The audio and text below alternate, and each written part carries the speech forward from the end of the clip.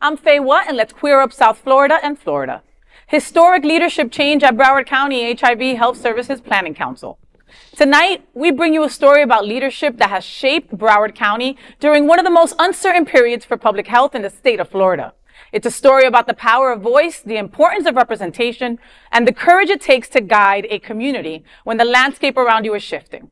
For 6 years, advocate, educator, and Queer News Tonight anchor Vaughn Biggs has served on the Broward County HIV Health Services Planning Council. Florida is in a moment of deep transition. Funding models are changing, medication access is being restructured, programs that once supported thousands are facing new restrictions and new eligibility requirements. The Florida Department of Health is exploring approaches that may shift responsibility to local systems that are already strained. Across the state, communities are raising concerns about whether people living with HIV will continue to receive the care, stability, and medication support that have kept them healthy for decades. In this kind of climate, leadership inside the Ryan White system say that they view their role as less of a formality and more of a safeguard. Pending changes to program eligibility and coverage serve as a reminder that lives are at stake, especially when policy decisions become distant from the reality that people face in their daily lives. Advocating at the Broward County HIV Health Services Planning Council becomes a voice that asks the room to slow down, to look deeper, and to consider who might be harmed by a quick vote or a rushed assumption. This has been the way Vaughn Biggs has led during his tenure. Now, as he steps out of his leadership seat, the Planning Council prepares for a new moment in its history. For the first time, a transgender woman will serve in this leadership role. Franchesca D Amore, who shares this anchor desk with us on Queer News Tonight, has grown into this position through dedication, curiosity, and a genuine desire to serve her community. Her leadership marks an important change. Tonight, we speak with both about what this transition means for Broward County, for Florida as a whole, and for the future of HIV planning. And it means so much that both of you are here at the table today at Queer News Tonight. And you both are usually here. You're here a lot. So I'm going to say this real simple. This one really hits home for a lot of us. When we talk about HIV leadership in Broward, we're not talking about theory. We're talking about our friends. We're talking about our community. We're talking about our own lives, and Vaughn has been in these rooms fighting to make sure that people weren't just numbers. And now Franchesca is stepping into that role, Baby, that's not historical. That's personal for so many of us watching right now, And in a moment where Florida is playing games, with healthcare, this kind of leadership means everything. We don't just want it. It's a necessity right now, So Vaughn, I've watched you in this space, and I know that your heart, when you're sitting in these rooms making these decisions, who are you thinking about when you're making those decisions? Who are you fighting for, really? And let's be real, were there any moments that you've wanted to walk out in frustration after seeing some kind of news story come across your computer? Oh, well, no. Well, first off, the tenure is ended. So, we're allowed to serve two-year terms. So, and a lot of people think we're all volunteers. All of us are volunteers on this. We serve on 6-7 meetings a month, and it's all during the day. It's, we're taking time away from work. We're going to these things. So, from your own lives. From our own lives. Yes. And for me, it was about representation for people like myself, or at the time when I moved down here, my partner. I noticed that his health care was handled differently than mine. And as a young Black man, we were seeing the same doctor, and it wasn't managed the same. We had the same insurance. Wow. So it made me really step into I had advocacy in my background anyway, but just advocating for family, grandmothers, things like that in the hospitals. But it turned so personal here that's really what drove me to be part of that planning council and to learn everything that I could.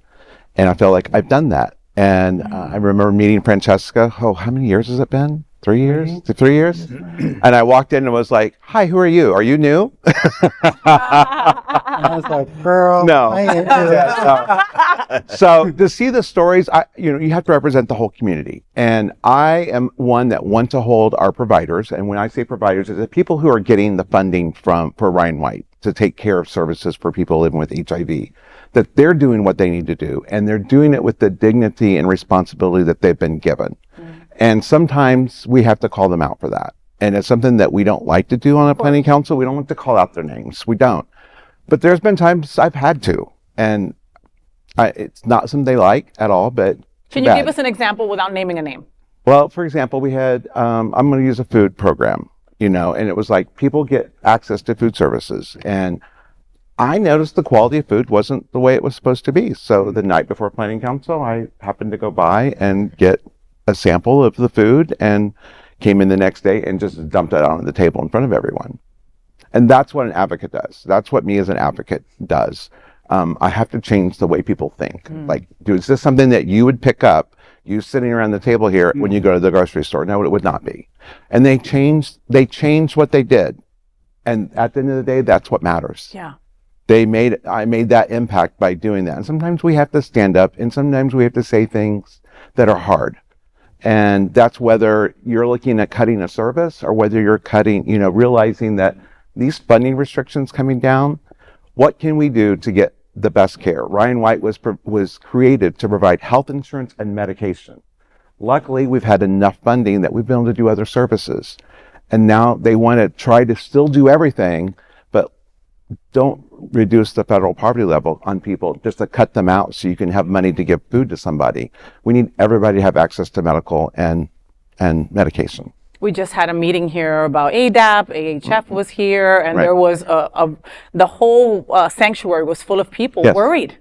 Worried about their future, and folks that had been on certain meds for decades, right? And that, had tried a slew of other meds and, they didn't work like this. And now all of a sudden this was not available by or covered anymore through their insurance. People were freaking out, Vaughn, and Franchesca, you're stepping into, first of all, sister, I'm so proud of you, okay? You are ridiculously talented. You are a light. Wherever you walk in, people take notice and want to be around you, want to learn from you, want to just be your friend. And you're like, I got enough friends, right? True story. Stepping into this role, and how anal Vaughn is with everything, and how detailed and how crazy he can be about these kind of things, I'm not lying, right? That's what makes him such an incredible specimen, right? Sure. And so you're walking into these big shoes with a lot of expectations, plus a lot of fear. There's got to be fear there from everything that's going on. How does this all wash over you? It's really, we were the same size, so stepping into Vaughn's shoes was actually first off. Wow. And I love that, when I was nominated, I was honored just to be nominated. And then when I was elected, I was like, I took a week to really think about it, because this is a really important position, especially for the first trans woman to step into. And we have very different leadership styles. I'm a little bit more demure in my approach to things, which is my strength in a lot of different ways.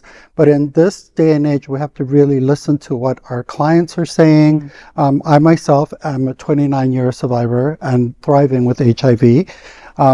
So I have a lot of thought and insight and lived experience to bring to the table.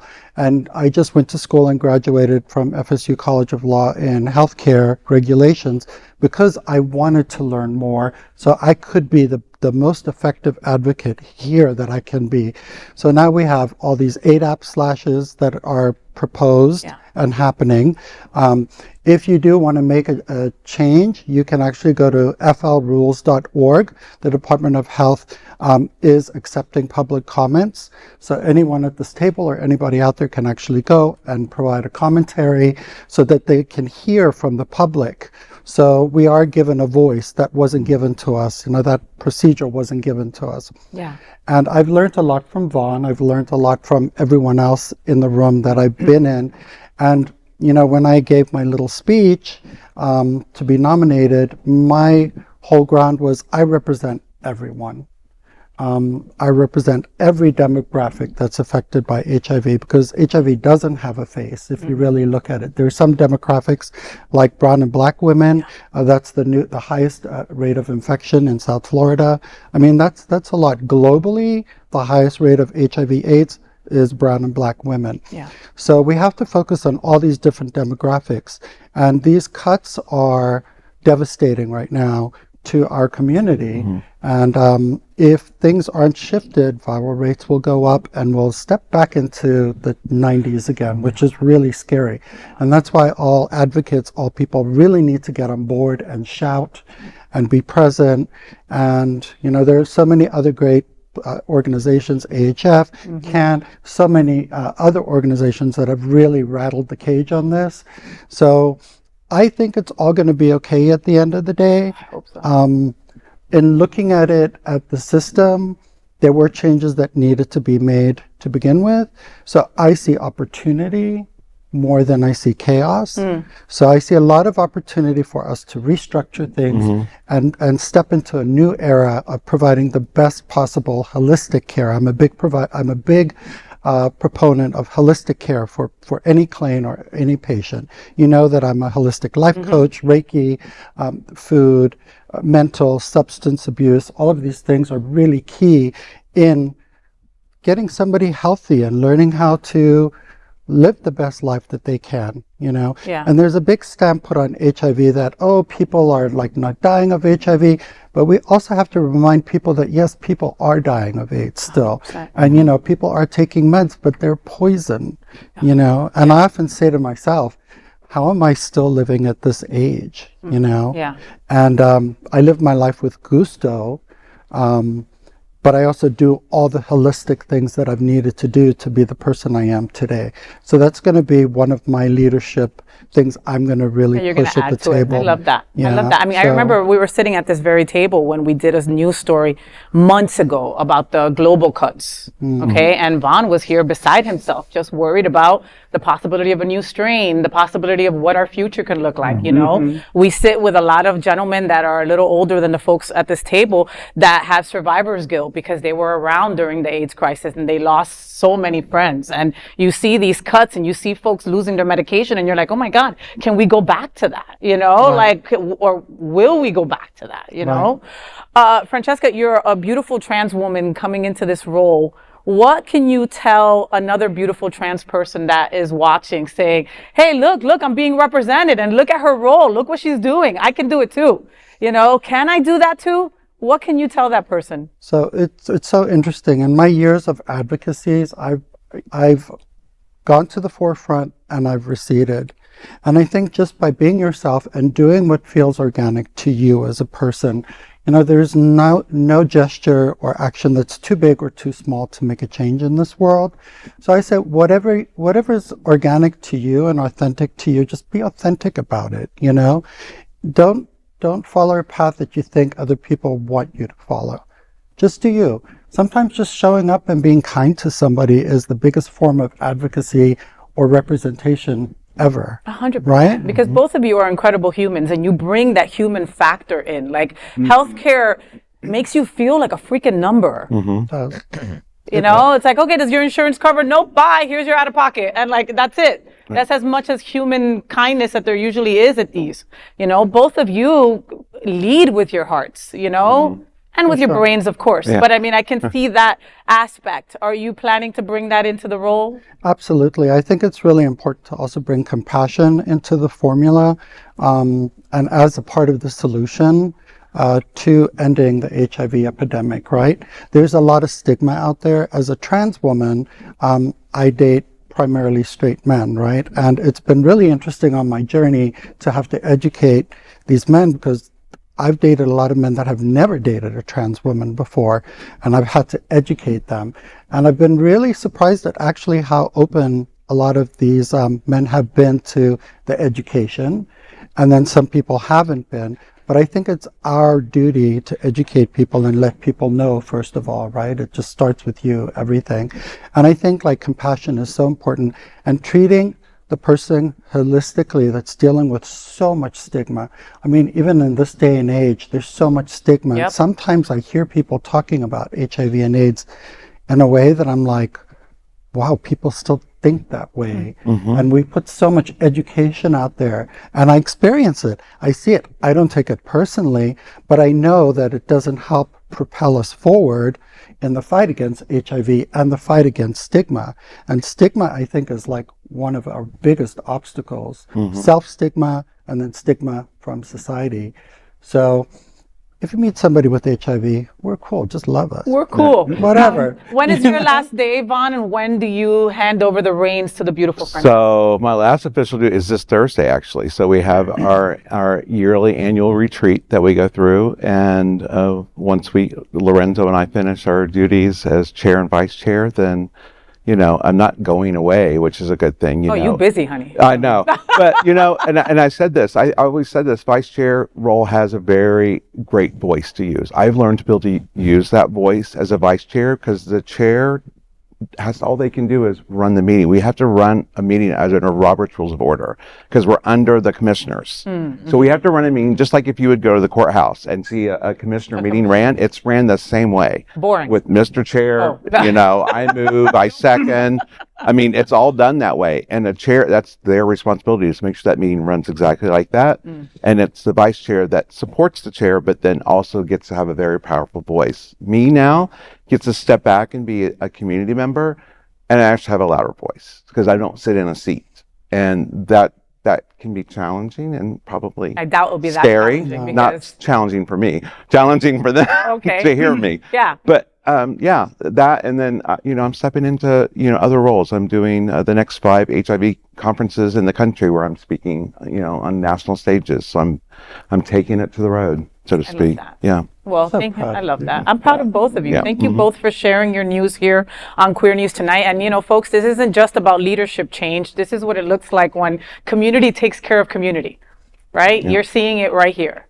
And folks, there is no other queer nonprofit media platform like this in the entire world. Support our LGBTQ stories by sharing them and subscribing to Queer News Tonight.